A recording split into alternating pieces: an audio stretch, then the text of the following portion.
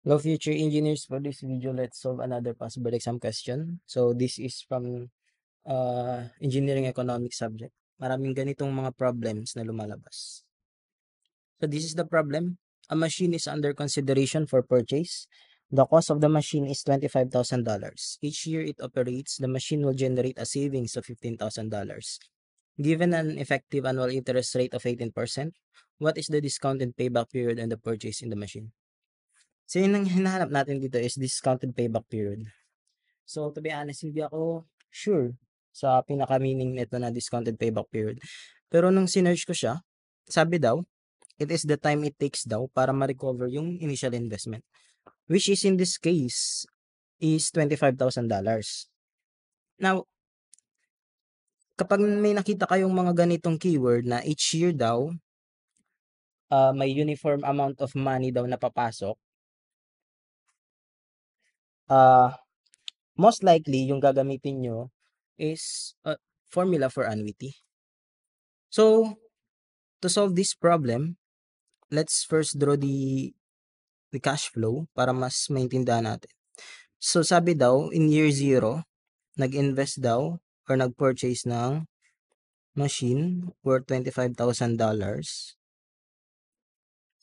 Tapos, each year daw na mag-operate yon, mag-generate siya ng $15,000.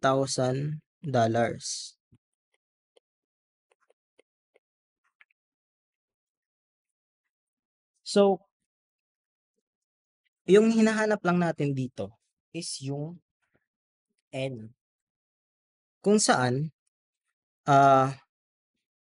mare-recover natin yung eto nga na initial investment na $25,000. So, simply, kukunin lang naman natin yung present amount nitong annuity na to, which is this one, P, which is, sabi ko nga, eto, equal sa $25,000. So, remember, yung formula sa annuity is present amount is equal to A, the annuity. 1 plus I raised to N minus 1 all over I times 1 plus I raised to N. So, in this case, yung I natin yan yung interest, tapos yung N is yung time. So, yun. Ano yung I natin? So, hindi naman kasi dito binanggit yung period of compounding. So, assume natin na compounded annually. So, since compounded annually, isang beses lang kinompound each year, then yung effective interest rate is just equal to nominal rate, which is I. No? Which is equal to 0.18. Now, pwede na natin masolve. 25,000 is equal to 15,000 times 1.18,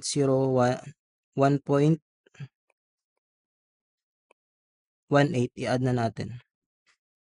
Tapos sa calculator x yan, pag-input natin, minus 1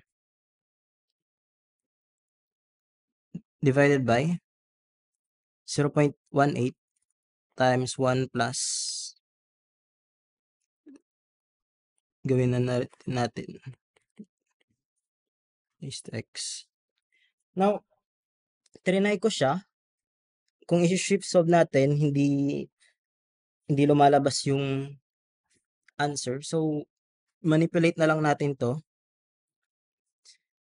Ito, 25,000 divided by 15,000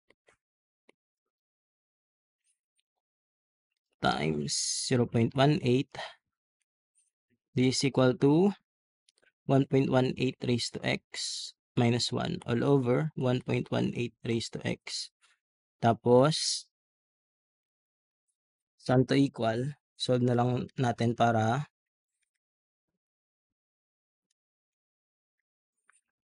this is 3 over 10 is equal to, simplify natin to, 1 minus 1 over 1.18 raised to x. Now, magiging ganito, 1.18 raised to x. 1.18 raised to negative x is equal to 1 minus 3 over 10.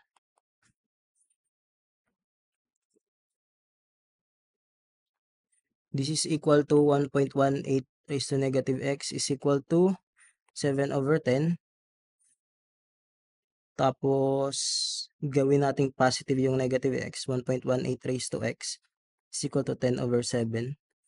Tapos, kunin natin ln of both side. So, x will be ln 10 over 7 over ln 1.18. So, okay. Ito na yung magiging sagot.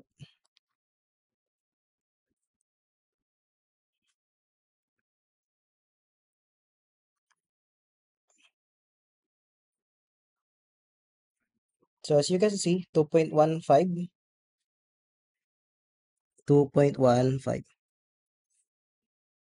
So, yung answer for this problem is 2.15 years, or that is letter B.